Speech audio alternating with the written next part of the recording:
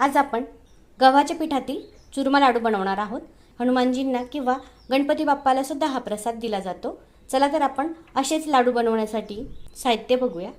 गव्हाचं पीठ 2 वाटी इथे मी जाड पीठ घेतलेलं आहे। तुम्ही बारीक पीठ सुद्धा वापरू शकतात। पाऊण वाटी गूळ, 1 वाटी दूध, 1 वाटी तूप, 1 मोठा चमचा ड्राय फ्रूट्स, 1 मोठा चमचा बेसन पीठ, 1 मोठा चमचा बारीक रवा। पीठ बारीक असेल तर तुम्ही 2 मोठे चमचे बारीक रवा घेऊ शकतात। 1 मोठा चमचा खसखस, 1 मोठा चमचा डेसिकेटेड कोकोनट, 1 चमचा वेलची जायफळ पूड। चला तर आता आपण चुरम्याचे लाडू बनवायला घेऊया। इथे मी 6 चमचे तूप घेत आहे।